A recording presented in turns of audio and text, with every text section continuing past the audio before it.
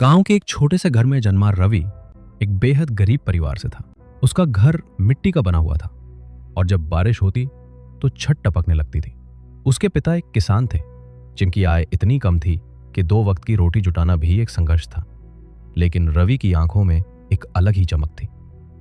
वो चमक जो सपनों की होती है, कुछ बड़ा करने की होती है। रवि का बचपन अभावों में बीता। स्कूल की फीस भरने के लिए उसे खेतों में मजदूरी करनी पड़ती थी। कभी कभी गांव के साहूकार के यहां बर्तन भी मांजने पड़ते थे। लेकिन उसने हार नहीं मानी। वो रोज स्कूल से आकर सबसे पहले अपना होमवर्क करता और फिर चुपचाप एक कोने में बैठकर बिजनेस की कहानियां पढ़ता। वो कहानियां जो उसे गांव के एक मास्टर जी ने दी थी। मास्टर जी ने ही एक दिन उससे कहा था, बेटा, गरीबी इंसान की स्थायी पहचान नहीं होती। अगर इरादा मजबूत हो तो हालात भी झुक जाते हैं। ये बात रवि के दिल में बैठ गई। उसने ठान लिया कि चाहे जैसे भी हो, एक दिन वो बड़ा बिजनेसमैन बनेगा। स्कूल की पढ़ाई पूरी करने के बाद रवि को शहर जाना पड़ा। जेब में सिर्फ 500 रुपए थे जो उसकी मां ने बड़े जतन से बचाए थे। शहर में रहना आसान नहीं था।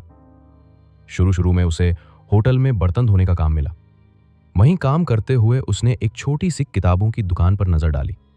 जब भी उसे समय मिलता वो वहीं खड़ा होकर व्यापार से जुड़ी किताबें पढ़ता। रवि ने देखा कि शहर में ऑफिस जाने वाले लोगों को सुबह जल्दी नाश्ता नहीं मिलता। उसने सोचा, क्यों ना सुबह सुबह घर पे बना पोहा, उपमा और चाय लोगों को पहुंचाया जाए। उसने एक साइकिल ली और सुबह 6 बजे से ही लोगों के घर ऑफिस तक नाश्ता पहुंचाने लगा।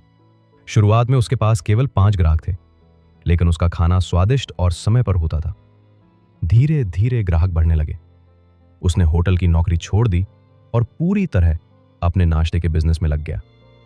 अब वो सुबह 6 से 10 बजे तक खाना पहुंचाता और दिन में व्यापार की किताबें पढ़ता।